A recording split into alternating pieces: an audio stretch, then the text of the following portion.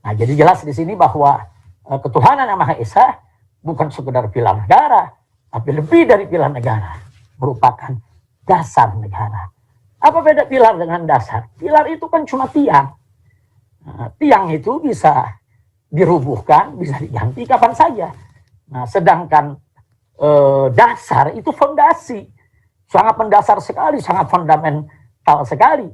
Nah, karena itu saya termasuk yang tidak setuju kalau Pancasila sebagai dasar negara disebut sebagai pilar negara. Rekrut yang namanya hijrah apa sih itu, yang calon radikalis atau calon teroris katanya infonya itu ya, Pak, istilahnya. Itu ditanya mana lebih bagus Pancasila sama Al-Quran. A'udzu billahi minasyaitonir rajim.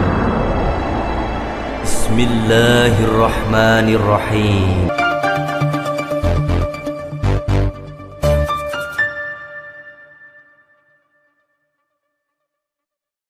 Meradikalisasi Pancasila, penegasan ulang Pancasila sebagai penanda kosong. Tepat di bulan Pancasila ini saya ingin mengajak segenap pemirsa dan sahabat suaraislam.com untuk membuat semacam eksperimen pikiran, atau eksperimen, di dalam kepala tentang Pancasila sampai pada kemungkinan yang bahkan karena fakta politik hari-hari ini menjadi tak mungkin. Mungkinkah Pancasila melindungi, bahkan membela ide serta eksistensi FPI? Politik hari ini, tanggal 30 Desember tahun 2020 lalu FPI resmi dibubarkan pemerintah karena persoalan keamanan, hukum, dan ketertiban umum.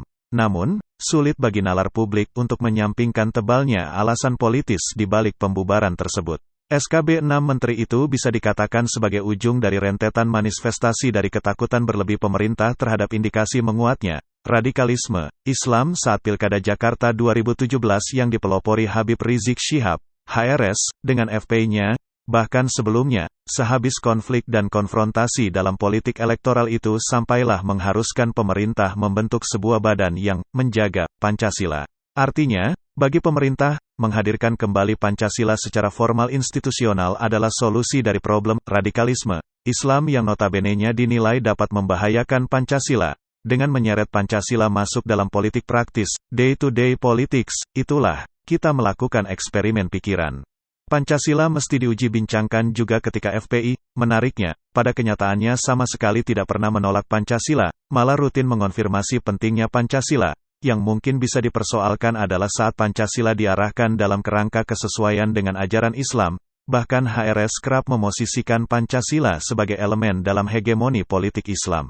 Namun, bukankah artikulasi semacam itu tak jauh berbeda dengan, misalnya, PDIP yang menghendaki Pancasila tanggal 1 Juni tahun 1945 sebagai dasar dalam membentuk dan membangun karakter bangsa, visi dan pasal 6 Anggaran Dasar PDIP. Artinya, secara empiris, Pancasila sudah membuka dirinya untuk kemungkinan menjadi arena bagi berbagai kelompok sosial untuk mengartikulasikan kepentingan, identitas, dan keagensiannya dengan memobilisasi bermacam modalitas yang dimilikinya, perpaduan, bahkan perbenturan, antar beragam praktik politik dalam mengisi dan mendeterminasi arena tersebut tentu saja selalu ada dan tak bisa dilakan.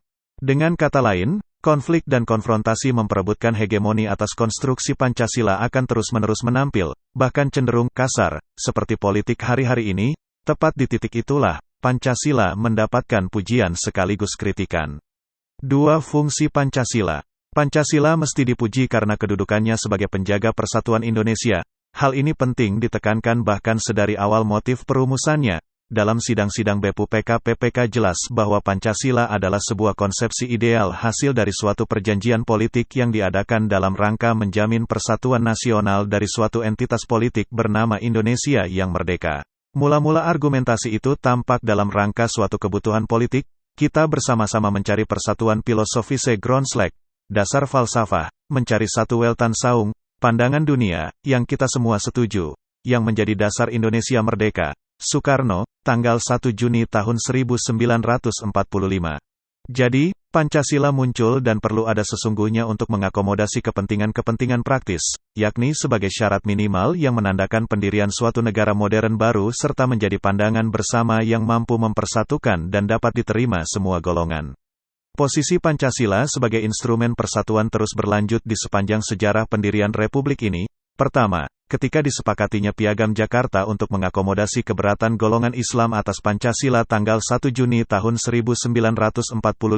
Kedua, ketika diketuk palunya Pancasila tanggal 18 Agustus tahun 1945 untuk memenuhi tuntutan dan perasaan dari wilayah timur Indonesia yang mayoritas penduduknya non-Muslim. Motif kedua momen tersebut sama, demi mencapai, dalam bahasa Hatta, kesatuan Indonesia yang bulat. Dengan demikian, Pancasila hadir dan dikukuhkan secara politik sebagai jalan keluar untuk menyelamatkan persatuan dan keutuhan Indonesia dari kemungkinan perpecahan akibat dari pelbagai perbedaan sosial antropologis, agama, etnis, dan budaya.